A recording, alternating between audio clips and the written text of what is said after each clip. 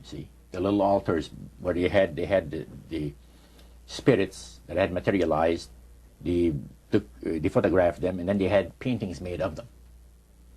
And there was probably about maybe 100 of those around the place. Sort of like a shrine? Yeah, and underneath there was a little altar where you have incense and things that they would use in their prayer sessions and things like that, devotions to certain spirits.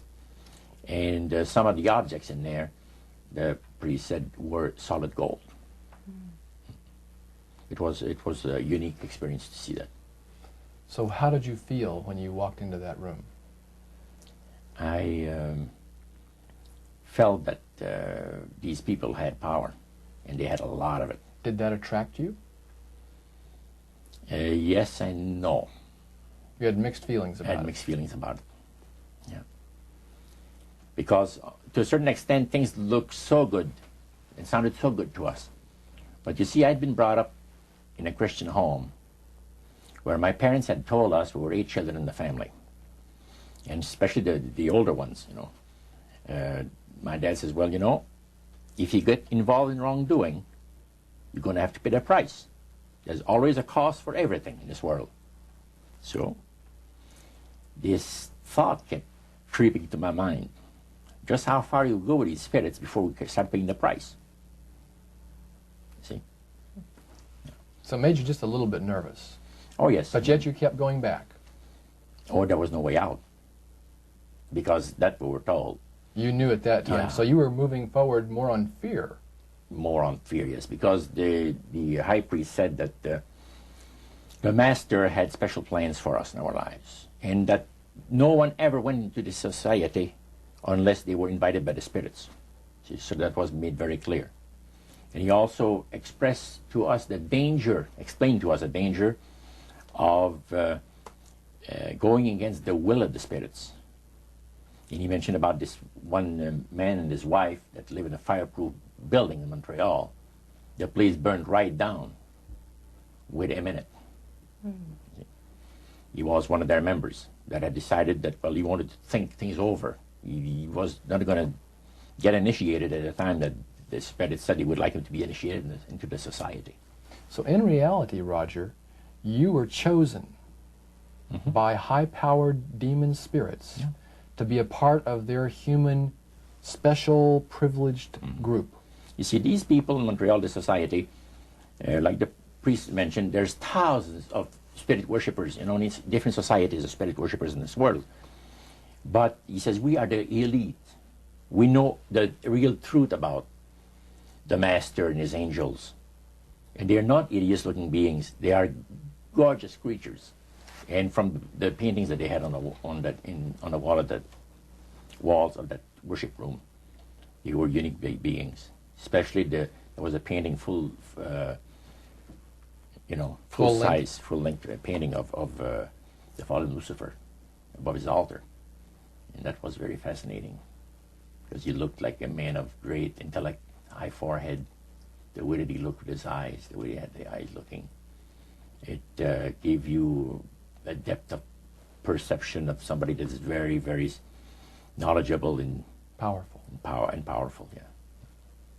So Roger, this high priest that you talked about, he is the one that ushered you down into the worship room. Was he also the one that led out in the praise sessions that you talked about? Yes, and he had an assistant also, another priest. Okay.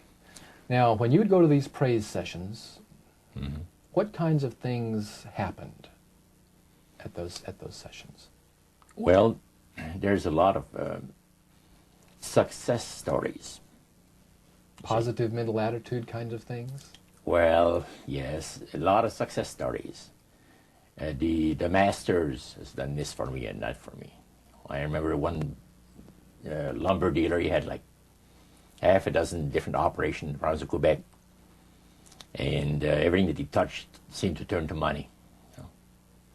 And he was telling about it. And then there's this other person that was a clairvoyant that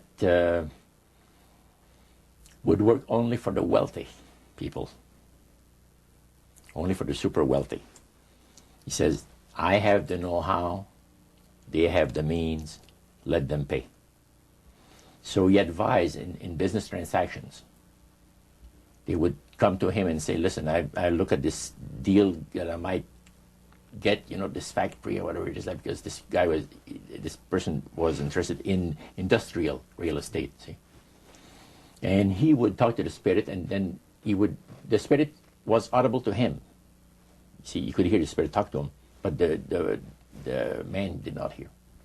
So the spirit was telling the clairvoyant what, well, he called himself an astrologer, reading the moons and the stars and, Now, what was the term you used for his title, this man?